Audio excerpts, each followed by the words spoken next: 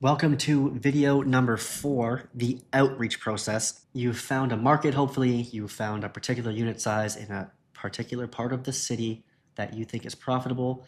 Now it's time to actually reach out to the landlords and property management and hopefully get them to say yes to agree to work with you so you can lease it and start making money on Airbnb. I am biased here. I'm going to say that I'm a pretty good person to teach you this because I can promise you that no one was worse than sales than me when I first started. I literally got laughed at. I got hung up on all the above, okay? All the above. And if I got to a point where I could build an acquisition funnel for my portfolio, then I absolutely promise you, you can too. So the first thing we're going to go over is houses versus apartments. They have pros and cons to both sides, and I just kind of want to give you that context before you actually start reaching out. Before I was talking about 1 to 2 bedrooms and 4 to 5 bedrooms, but I don't think that's actually helping you make a decision. Number 2 is where do you actually find the properties online. Number 3 is the outreach process. So we'll go step by step through everything. Number 4 is creating your company pitch deck. I touched base on this in the first video, but we'll go over it again. You have your brand, you have your colors, you have all that stuff in the second video now. So you're just going to plug that into this pitch deck to send off to the landlord property manager via email. You look good, you'll come off as professional, and there's a high likelihood they'll reply. Lastly, how to actually get landlords to say yes. Like I said at the beginning, this is a sales job. So you have to position yourself as the solution. You have to frame yourself in a certain way, in a certain light to actually get them to want to agree to work with you. This is mostly just volume because you'll be doing a bunch of calls, and no one is worse in sales than me to this day. So I think that you will be able to do this no problem. Houses versus apartments. Now that you know how to identify potential markets, it makes sense to get clear on what you want to look for before reaching out. You saw the 1 to 2 bedrooms, you saw the 4 to 5 bedrooms, but like, what do you want to reach out for? And there isn't a right option here. Each has strengths and weaknesses, and the goal for you today is to simply understand which trade-offs make the most sense for your specific situation. That's it. So for houses and apartments, houses have upfront costs and apartments have lower upfront costs. This is obvious. Houses are just bigger. You have security deposits. You have more to furnish. Houses all around just cost more. Apartments have lower upfront costs because they're smaller, and you can negotiate some free rent concessions and stuff, which I have down here, which I'll get to in a moment. But for now, you just need to know houses cost more, apartments cost less on an individual basis. Houses have a higher ROI. So although the houses cost more upfront, the returns that you make for the full duration of that lease is ultimately higher than apartments. That's a fact. Apartments have a higher cash-on-cash return, though. This is because the upfront costs are less, and you can negotiate free rent concessions at the beginning of your lease period, so you don't actually pay that much rent in the first few months. Because of this, you're able to decrease your payback period by quite a bit and get that initial cash you invested back in your pocket so you can keep snowballing, keep reinvesting in new properties. Houses are easier to get approved. Apartments are harder to get approved at first. This is because when you're reaching out to a house, you're just speaking to a landlord. There's not much of an application process or anything like that. It's pretty much if he likes you and if he wants to lease to you, then you should be good to go. You don't even really need, perfect business credit, any of that stuff. For the most part, you're just good to go if they want to work with you. For the apartments though, it's harder to get approval at first. And that's because if you're working with a fair-sized company, there's just so much yellow and red tape that you have to go through to even, there's so many hoops you have to jump through to even get the building or get the apartment. Like even if you speak to the, exact perfect point of contact, asset management, VP of leasing, whatever, if you don't pass their application, which is obviously harder than the landlords, then you just can't lease it, right? Even if they want to work with you. It's more corporate, it's more formal. This kind of piggybacks on what I said there. On the left, you're working with a landlord if it's a house, and you are working with property management if it's an apartment. There are minor differences here, but there is a certain way you want to frame yourself when you do get on that call, and it varies depending on if you are speaking directly to the landlord or if you're just speaking to a property manager. Houses have higher cash flow per unit, the same thing as a higher ROI. Obviously, houses have higher cash flow because they're just bigger, better locations. They host more guests, all the above. Of course, it makes more cash flow. Apartments have higher cash flow overall. And what I mean by that is it's very unlikely that you're just taking one unit like you would with one house. You're probably taking 4, 5, 10, 15, 20 eventually. So by being able to take those all at once, because you actually can, obviously you're going to make more money overall on that apartment building than just that one house. That's all I meant by that. Houses are harder to scale. Apartments are easy to scale. That's because there's only so many home run houses in general in the markets. And you'll always just be scaling one house at a time, one house at a time, one house at a time. If you remember, I went like 7 houses, and then I went 4 apartments at once, and then I started scaling from 10 and 12 units from then on onwards. Apartments are obviously easier to scale because you can just take so many. That's really all there is to it. Houses have more expensive cleans. Someone has to drive all the way there for just that one place. It's very big, all the beds, laundry, dryer, washer probably is being done in the house, right? Using like the actual one that guests use. Is slower. It's just all around cost more to clean. Apartments have economies of scale, especially when you have quite a few in one building. And that's because, your cleaner comes, your cleaning team comes, and they just go up and down that apartment building and they clean it all. Obviously, that's much more efficient, just like going room to room to room to room cleaning, than if you had a good few houses. She's driving all over the city through traffic and all that stuff. Cleanings are just easier with apartments. Depending on the building, you also will probably get like a small janitorial closet or something like that in the building where you can store all your supplies, inventory, consumables.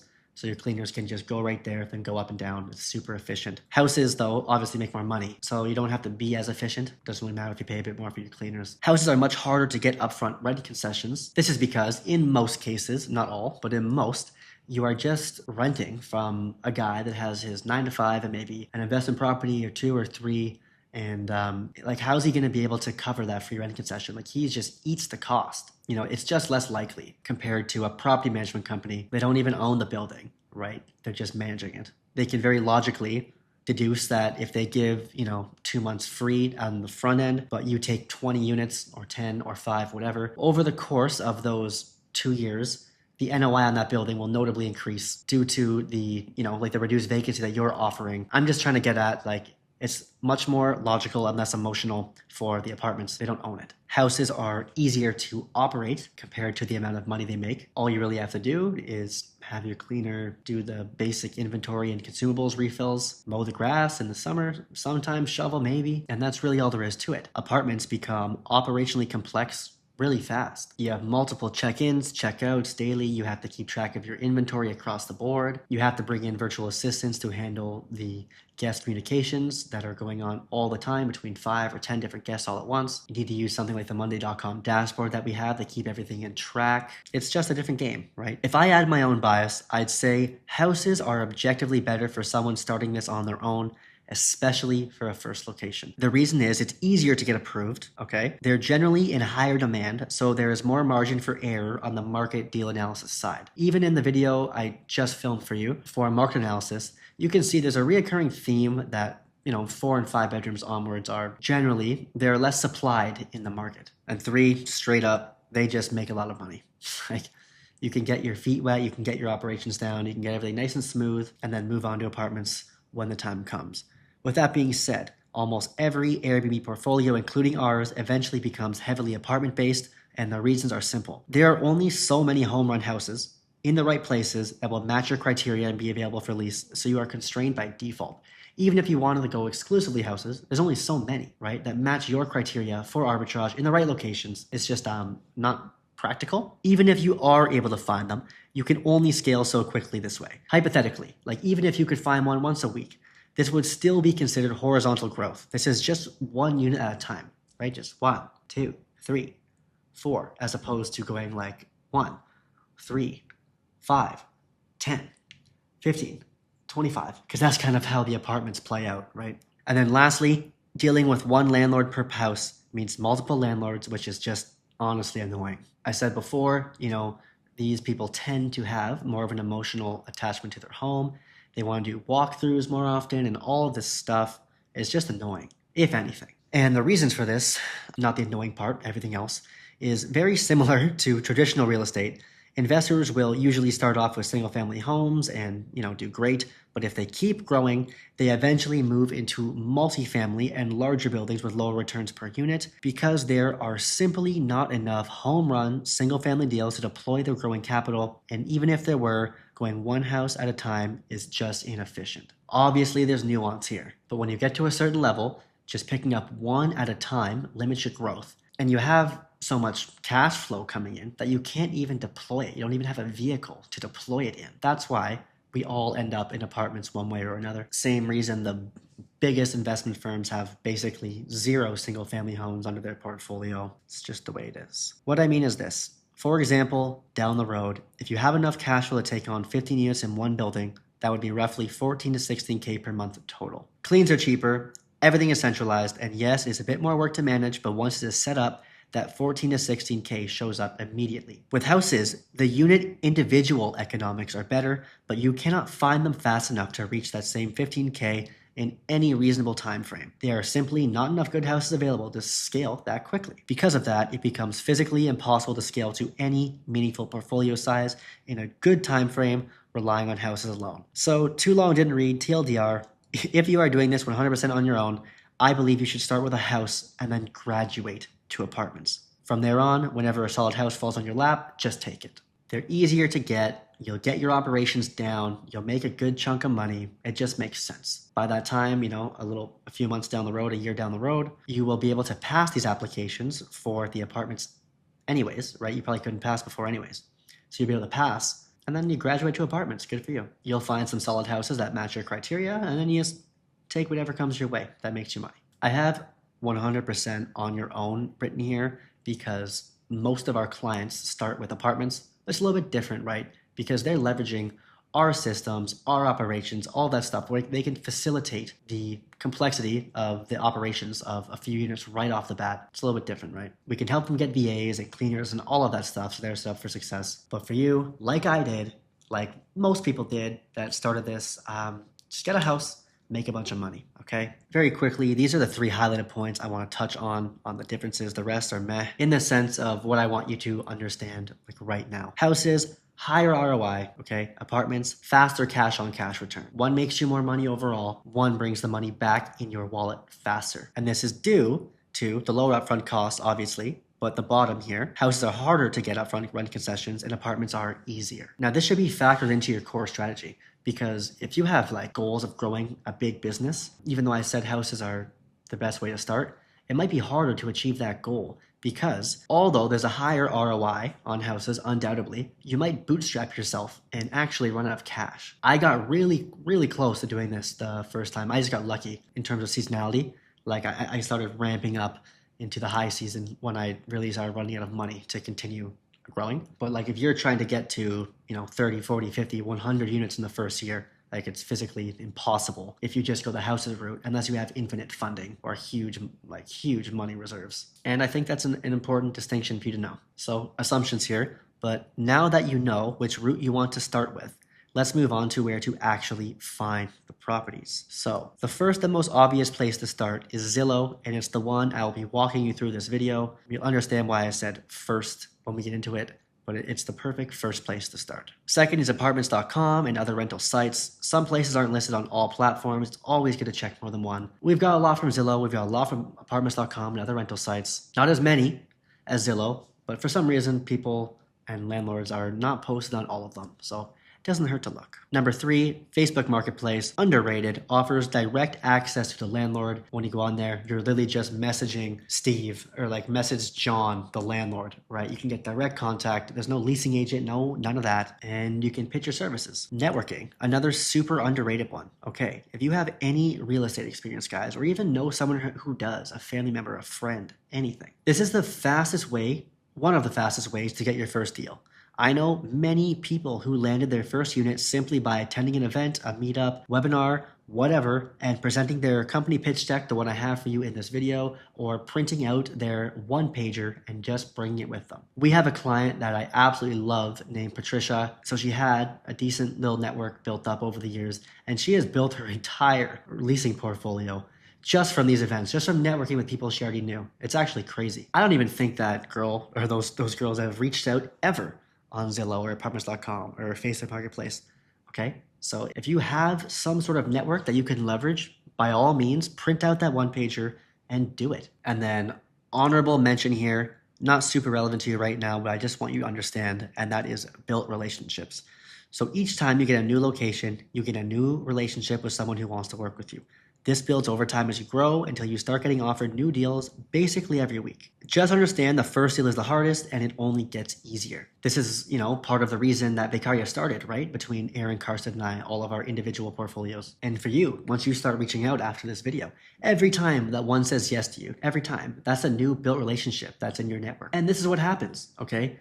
You work with a property management company, they take on a new building and it's bleeding vacancy. Obviously, it's not doing well, or that owner wouldn't have switched property management companies, and they're like, oh, Aiden, we're really hurting for occupancy right now. Like, do you want to take 10 units? Do you want to take 20? You want to take 5? Like, whatever they have available. And that ends up being at scale, like the main driver of your business down the road.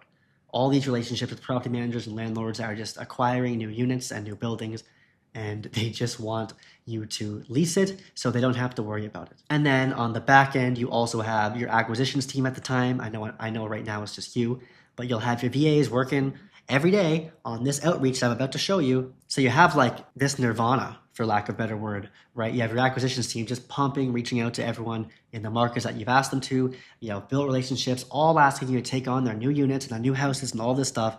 And you get to a point where you can't take them, and you're just leaving deals on the table. And that's a great spot to be in. So this part is a little bit tedious. You have to do the outreach, but just understand, like I already said, the first deal is the hardest and it only gets easier.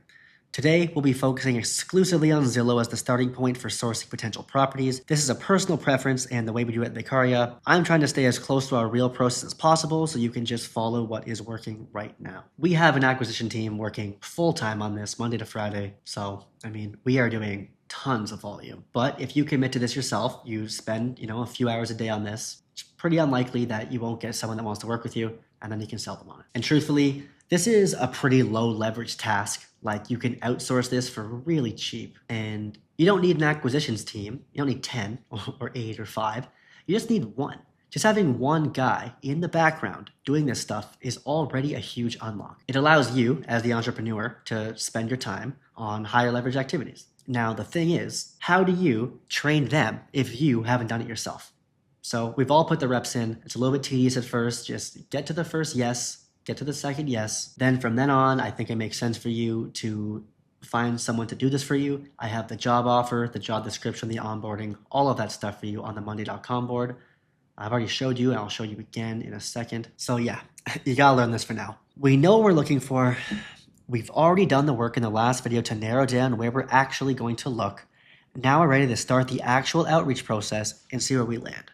From there, we will add them to the CRM in the Vacarya property management template on Monday.com. So here is the new property tracking CRM that's in the Monday.com. And if you're not level 2 yet, that you don't have this unlocked, you can just make this on Excel. Like, it's nothing crazy. It's just link to properties, email, phone, 2 drop downs, and the name. So there's nothing crazy about this. It's just nice to have this all in a centralized location. We also have the reach out scripts, the VA job offer when the time comes, like I just said. But when you do this reach out, which we're about to do together, you need to have a database of some sort of the properties you've reached out to and how you can keep track, because you're going to be reaching out to so many, you're going to get them all mixed up, okay? You need to have some sort of system in place to keep you on track. When you do bring on a VA, this is going to be where they're spending all their time as well. And this is like kind of where the real unlock is, because you'll have your VA doing all these reach outs for you, right? And then they'll just put them all here, all the contacts, the emails, the link to the property, the phone, the notes, and they'll tell you who they've spoken to, and they'll tell you the priority. So for you,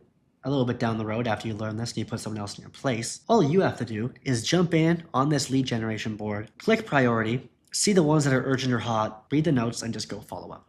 That's the unlock. Obviously, that's the end game, and for now, you're going to be typing this in. I just want you to see what this looks like a bit down the road. Now we move on to the actual outreach process. So I'm going to do this in real time again. We explored Charlotte a bit here, but we really found the profit in the 5 to 8 bedrooms. That's probably not the best example for this. So I think I will show you the 2 bedrooms in Pittsburgh, even in Lawrenceville, I think. We know the demand was up 6%. There was a nice, healthy average revenue there on the 75th percentile. So that's assuming that you're not even the top 10%. Like, if you're just like pretty good, you have a lot of room to make money there. That's what I mean, by the way, when I tell you that the big picture data is what saves you, because like, even if you're not perfect on the photos and design and blah, blah, blah, it's like people need these 2 bedrooms for whatever reason. Okay. So you have a safety net. So Pittsburgh, PA. All right. We are looking for any, and then we're going to zoom in to the Lawrenceville Strip District area and see what we find. So 20 units, 43, 3, 15, 48, 5. Like there's places you can look here. I think the 75th percentile was like 41 something. I think that's what it was. So I mean, like right off the bat, these are probably 1 bedrooms, but 1,600 a month. And they probably have a bunch. Studios, 1 bedrooms, 2 bedrooms. We were looking at 1 to 2 bedrooms if you remember. So I mean, like the average for 1 to 2 bedrooms was $4,100, I think it was. And there's tons of units in here that will provide you a healthy $1,000 a month profit. Tons. Like I'm looking right now. You have $2,000. Assuming you're top 25%, assuming you aren't even top 10, you still have $2,000 of margin here. So to me, this would be worth checking out. Well, let's see this one. Like these are S tier, like these are A grade properties, I'd say. But these match our criteria. You know, there's no carpet, guys. They're clean. They match the look. In terms of what you're looking for, guys, I mean, a lot of it you'll see on the walkthrough. I'll tell you about that stuff in a future video. But at first glance, as long as it looks clean, you have nice hardwood, you don't have too much carpet like that, it's modern, it's updated, it's probably pretty good. You want to make sure there's parking available, pet friendly, that's fantastic, in-unit laundry, central air conditioning, I mean, attached garage, so a nice clean garage, not outside parking, all very great. Let's look at one more for the sake of this video. Let's go up higher. Arsenal 201. How much are these? These are cheap. Makes me a little weary. Those will still make money though, for sure. Anyways, this is actually how we look, guys. I'll show you how to outreach, but this is seriously what it looks like. The Foundry. These are nice, man. Look at these. These are one of those listings where I would even say that maybe the top 25%, like I would think these might make more than that just based on, it's just a really nice building, right? So this is how the outreach starts. You look around, you look at some buildings, the ones that match your criteria, we will actually reach out to. And you have a few options. You have number 1, okay, just call. Just call, guys, okay? If you call, you'll win. I'm telling you right now, the ones that aren't scared to call will win. RVAs, they all call. They don't message, they call. I'll get to the cold call scripts and stuff I have for you shortly. But for now, just understand that if you just call all these buildings, okay, one of them will say yes, as a fact. Like even in Pittsburgh right now, if you call all these buildings, one of them will probably work with you. Now, what we used to do, and what still works, okay, I have this stuff in the scripts as well, is you could also just ask a question and type in your stuff right here. You can type in that message that we have. You can put it right here. I'll actually pull it up for you now. So just below this video down here, basic cold call scripts. Here they are. You can go down to where it says Zillow, initial Zillow script. This is apartments, right? Apartments or multi-unit, initial Zillow script. You can literally just copy this and paste it right here and then put your information. Now, this still works, especially for houses. But this used to be like the method because you could just blast everywhere, the whole market, and you'd get like a fair, a decent amount of bites. But Zillow obviously caught on that people were doing this stuff, and they have an algorithm now that will flag you if you spam too much. They can also like IP ban you, so you'd have to use like a VPN if you really wanted to go this route. And lastly, the property managers, they're also like all implementing AI and like automated email responses and stuff the past couple years. So when you do this, you end up just getting like a carpet blast of emails shot right back at you, all automated in AI. You aren't speaking to a real person. And then you'll have to reply to those emails and then see if you can get to the human from there. So this still works, don't get me wrong. And this will always be a game of volume. Remember this, like volume negates luck here. The more that you do, like there's a quality in quantity itself. The ones who win and the ones who get their business off the ground are doing insane outreach, insane volume, just like we are. So that's why this method won at first, because you could just spam them. I think the calling wins now because you're just speaking to a real person right away. You're skipping all that nonsense. A little bit less volume, but it's more effective. My 2 cents. So I think you should call. When you do call, and then down the road, when your VAs call, you just got to read the scripts. It's really easy. Let's run through this initial cold call script right here. Good afternoon. This is Aiden calling regarding your listing on Zillow. How are you doing today? This is just a leasing agent, guys. Okay. It's just probably some random girl that's just sitting in the office. And then I'm well, thanks. I wanted to quickly reach out because we're actually a large corporate housing company looking to expand into the Pittsburgh area. Your property really caught our eye, and it actually matches the exact criteria for our clients. We have X units between us and our partners across the US. Obviously, you can't say that because you'll probably get exposed, like if they start probing. But you could say, we're in a network, or we have this many units in our network or in our community. You can leverage school community, even if you want to. The first deal is the hardest. Just say what you have to say to get the deal, okay? We sign multi-year leases on apartment units to provide corporate housing for our clients who are typically business executives and travelers who need a temporary place to stay. We are open to leasing every vacant unit you have, up to 20 to 30 units. Do you have any availability in the next 60 days? You say that all at once, and you wait for a response. Now, it's very important that you don't say 1 unit, 2 units, 3 units, 4 units, even if that's all you can take, even if that's all the money you have. You say 20, okay? 20, 15, 20, 25.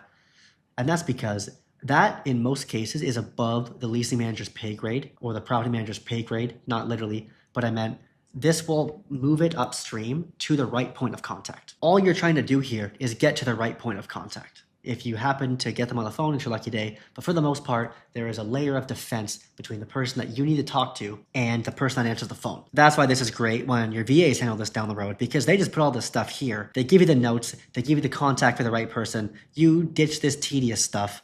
And then when the time comes, you just click urgent, you see who's there, and you talk to the right person of contact for the building, and you get right to it.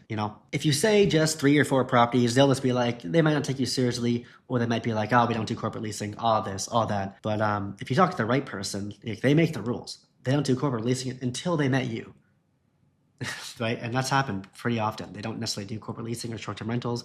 And then we had the call with them and we set everything up, and guess what? They do now. So we can take all your vacancies. We can take any studios, 1 bedrooms, 2 bedrooms. What is the process for the next steps? If they do show some sort of interest, or they just agree with, you know what I mean, you want to say, can you send us an email with the application and include any available floor plans and their pricing for the next 3 months? I'd also like to send you some additional information as well. Or if you said 20 units and they said, oh, I have to speak to, my VP of asset management, anything like that, you can just ask for their email, right? You can send it to company email. May I also have your email to follow up with in case we don't receive your email? The point I'm getting at here is just get the right point of contact and get the right email so you can actually send your stuff over. That's all that really matters. And if they say no, it's pretty important, I would say, to get the reason, because sometimes they just have already hit their market cap their corporate cap for the amount of corporate housing in the building, or some just don't do corporate housing at all. That's important to know, though, because if they don't do it at all, then that's your selling point, right? That's your angle you're going to take, and it's worked a bunch of times for us, okay? We've had people that don't do corporate housing, and now they do it with us. Or they already have their corporate cap, or they already have short-term rentals in their business. There might be someone else leasing these buildings, doing the same thing you're trying to do. You can ask them to keep you in mind. If they have a withdrawal, you'd love to bring back the conversation and see what you guys can come up with. And always get the manager's email, okay? Always get the manager's email. I've already said that, but I want to drive the point home. I don't care if the leasing manager said, there's no way, in hell, we'll lease these to you. Get the property manager's email and send the email off that I'm about to show you. The leasing managers know nothing. They're usually a bunch of haters. That's what I've found anyways. They're like, no, no, no, no. And you talk to the property manager, and suddenly you guys are negotiating this huge deal, and it would have never happened if you listened to that leasing agent. So take what they say with a grain of salt and just get to the right point of contact. Now, before I show you the follow-up email that I have that we'll be using, it's somewhere in here, right there. There's one more outreach method through Zillow that is the most effective. It's just also the most time-consuming. And that would be trying to find the right point of contact without even talking to the leasing agent, without even doing any of that. By checking out their websites, you can go to the building website. You can even Google who manages it. You can Google who owns it. Do whatever you have to do to find the right point of contact, because the right management companies, will have about us or learn more about us or our story, that stuff on their website. And they will have all of the people that you want to contact right there. And you can go on them, And just look for the names, look for the emails. They have everything readily available for you in a lot of cases. You want to look for the VP of asset management, or just asset management in general, leasing operations, VP of leasing operations, or property manager, just anyone. So we're going to go back to Zillow, okay? And we can see Headwaters Management. I'm just doing this on the spot. Headwaters Management runs this place. They're going to have this website. This is usually just going to be like the basic portal for clients, or sorry, for tenants. Probably not going to give you anything. We want to actually look for Headwaters Management. So let's see what pops up. Based in Pittsburgh, Pennsylvania, Headwaters Management, forbidden. Okay. Okay, don't know what's up with that. We'll go back to try another one. Not sure why it's forbidden. Probably because we're in the UAE, something going on there. Let's check out this one. So the Max Alexander website, it's cool. The Max Leasing, so, oh, it's listed by the property owner. So these developers also are doing property management themselves. They own it and they're doing property management. That's great. Let's see.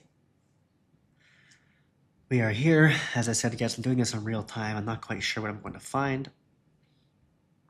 This looks like just their apartment website. I see down here, this might be the person who developed it.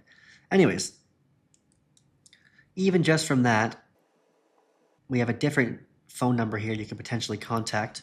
And if I click Hudson here, let's see. Oh, this is great. So these are the builders. I'm not 100% if they own it or this company owns it based on what I'm seeing on Zillow. And that's the point I'm trying to get at here, okay? We're just going down the rabbit hole and seeing if we can find the right person to contact. It's a little bit more tedious, but when you do find the right person to contact, it's a huge advantage. And other people will just call and then they probably won't get through. But you, because you did this extra leg up work, you actually will get a chance to speak to them. And if you sell yourself, you know, you're in. I'm going to find another one for you here. Let's see. The yards at 3 Crossing, the numbers work. I really want to show you this. So the yards at 3 Crossing, that's just going to be the website. Okay. McKinney Properties. Let's take a look at this. McKinney Properties. Here we go. Who we are. Come on, give me something. Oh. What we do. Meet the team. Okay. Oh, this is what we came for. So there's leadership team. We have the regular team. Who do we want to contact? You guys see where I'm going with this, right?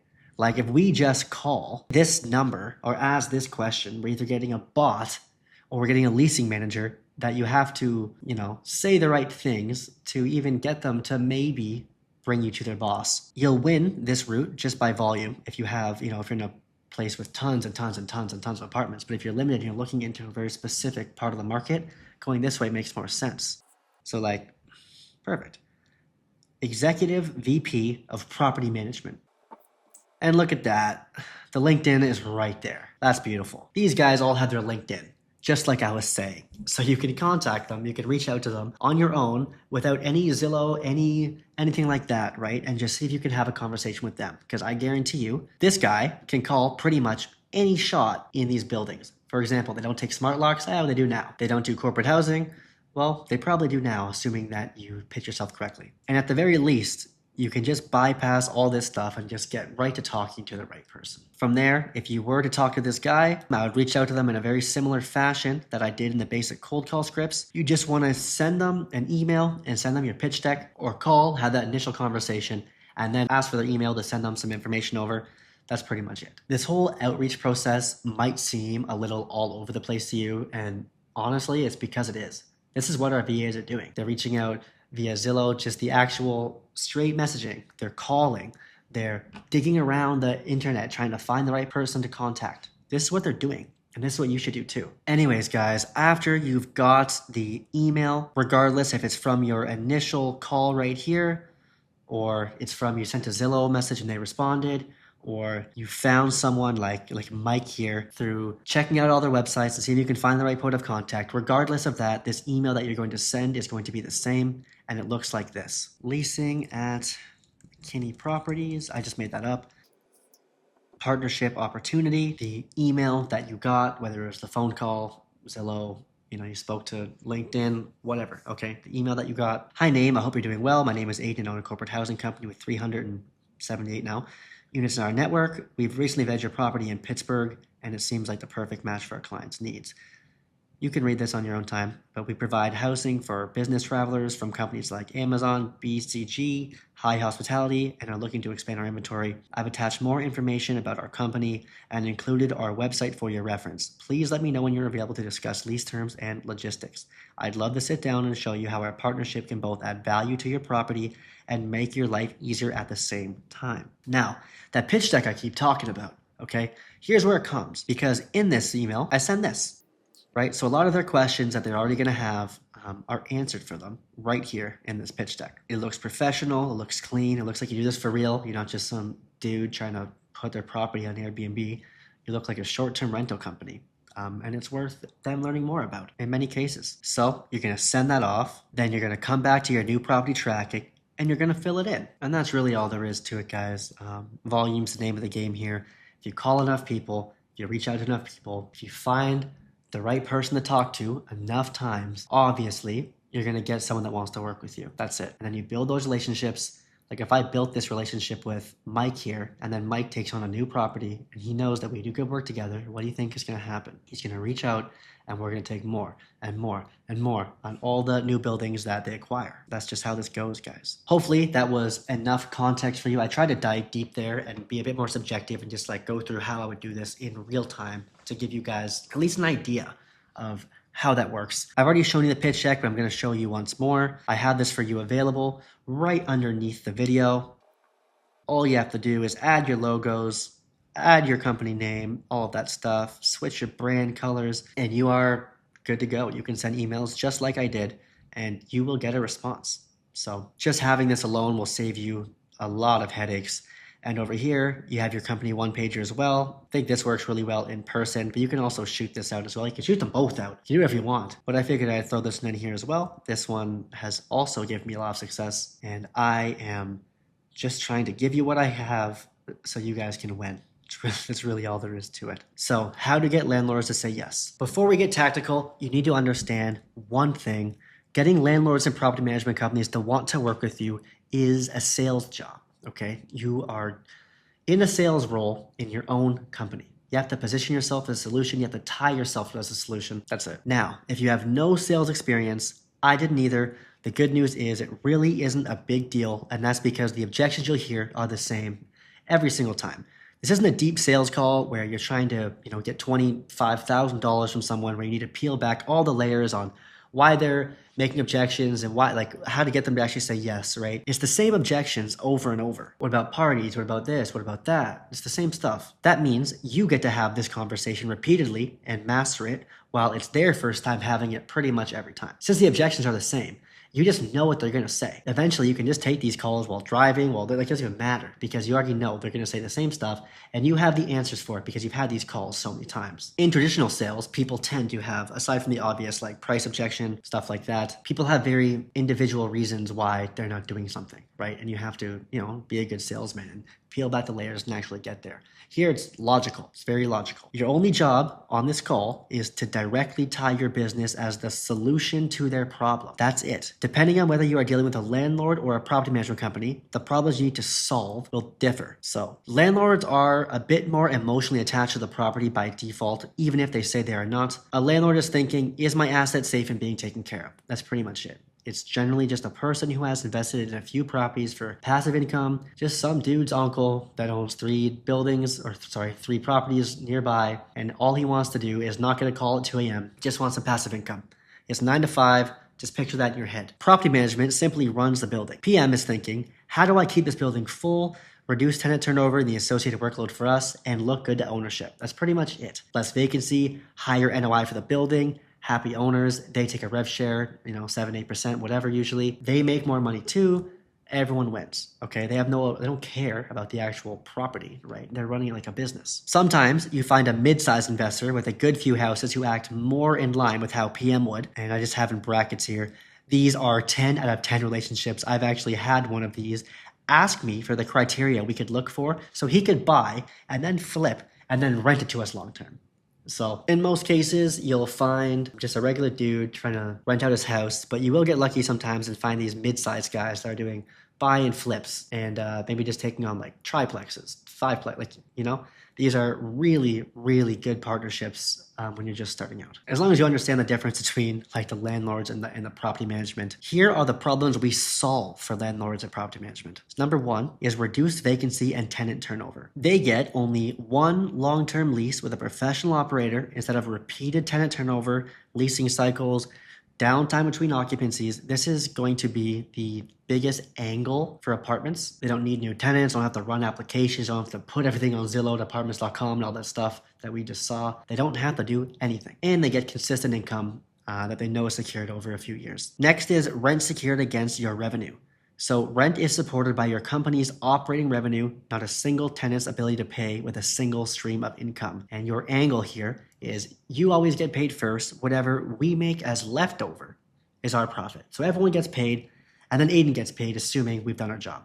And there's money left on the table. The rent is secured against your whole portfolio, right? Not just your 1 9 to 5, which is becoming increasingly unsafe, as we know. Well, not unsafe, but less secure than ever, right? Number 3 is reduced wear and tear. So the unit has to stay in great condition for you to succeed. This is a fact. That means it is deep cleaned and physically walked weekly with spots addressed that a long-term tenant would not touch for months or years. As I have on the pitch deck for you, your incentives are aligned. And this is irrefutably true. You need this place to be in pristine condition to keep those 5-star reviews up, to keep the algorithm in your favor, to keep making money on Airbnb. You need these places to be perfect. This is your profit center. Now, you can ask them on the call, the actual question. Where are you going to find a tenant that cares about the unit itself, the neighbors, everything? Well, I mean, he doesn't exist, right? But you do. Number 4 is all minor maintenance is handled, so day-to-day issues are handled internally. Small problems get fixed immediately and never turn into larger repairs or any kind of owner involvement. Contact restricted only to large issues and emergencies. Multi-year leases. So one lease for multiple years instead of resetting every 12 months, reducing uncertainty in their rental income. Pretty big point. Quick honorable mention here. For apartments specifically, one point of contact. Whether you have 1 unit, 2 units, 50 units in their building, they only have to communicate with a single point of contact. You. There is no added coordination, no increase in their workload, and think of the trickle-down benefits of this for them. Fewer maintenance tickets, fewer tenants in general calling them, talking to them about anything. It's just all around easier for them to only speak with you than 15 different people or 5 different people. On the housing side, professional staging and photography. We invest thousands of dollars to professionally design their home, then have it professionally photographed, which they can keep. If they ever decide to sell the home, they can use the photos. It's just a good angle, right? Yeah, if you ever decide you want to sell, it's no problem at all. You can even have the photos. These are going to be professionally staged photos. It's going to make your house look amazing in its best light. I can pretty much guarantee it'll sell more with these than without them. We have to keep this place perfect at all times, so if you have to have too many walkthroughs, yada, yada, yada. It's just another value add, right? After you've positioned your company as the solution, they will naturally ask the standard follow-up questions. That's when you bring up the protocols you will already have in place to mitigate their perceived risk. I say perceived here because it is their perception. Like if they think parties are the big deal, then you gotta let them know that parties are not the big deal. If they're worried about the neighbors, whatever their thing is, right? You have to do the best you can to let them know that you have everything good to go. So there'll be typical objections like the ones I have on the script, the cold call script. What about parties? What about this? What about that? And you have noise and smoke monitors. You have front door cameras and smart locks to control access and maintain accountability. You have guest verification and screening to ensure only vetted guests enter the unit. You have all these things in place. It's nothing to worry about. You're a professional business. You've done this hundreds of times. That's the way you want to go about this. I'll touch base on this a bit more on the actual individuals of, noise monitors, front door locks, or front door cameras, locks, all that stuff in the setting up your Airbnb video. Notice how I haven't said one word regarding what we want. Notice how I haven't said anything about Airbnb in general. Because when you speak to what they want, the conversation changes, okay? Your goal is to make it clear you're bringing value, not risk. Value, not risk, guys, okay? We're the solution. Important. I've learned to never say the word Airbnb on these first calls unless it's brought up. Not because you're trying to hide anything, but because it can instill fear before they even get the chance to understand the model. Like, people have like a stigma with Airbnb. They don't understand you're not solely an Airbnb company, or that you have all these protocols in place, that you're a professional. They just think Airbnb, my house will get trashed. And it's just not the case, right? They're just misinformed. And as you grow, guests will begin to come from many places anyways. Booking.com, VRBO, Furnish Finder, direct bookings. As you know, like 20% of ours is from direct bookings, partnerships with local businesses, everything. And because of that, calling it an Airbnb business is inaccurate anyways. When we do get to the Airbnb part, we always say something like this. We do list it as well for visibility since they're one of the biggest platforms, but regardless of where a guest comes from, they must all follow the same background checks, guest vetting, and rules. So it doesn't matter if they're from Airbnb, Booking.com, direct bookings, Vrbo, whatever. They have to follow your protocols. That's the best way to nullify like them being very scared of Airbnb. Just let them understand that it's just a platform used for visibility and exposure. And regardless, they all have to be screened. They all have to go through the guest vetting process that you follow across the board. And that should usually handle that objection. And that's the end of that. We are on the summary now. So choose houses or apartments, or at least have a general idea. Start your outreach. Do the exact thing that I just showed you. Explore, look around the places that you know that look profitable based on your market research. Reach out to them, call them. I prefer you call them. If there's less buildings in that area, you can go on the website, see if you can find the right point of contact on LinkedIn, call them, whatever. Just get to the point of contact. You can go old school style and just absolutely spam Zillow, switching up the messages once in a while. There's a quality and quantity.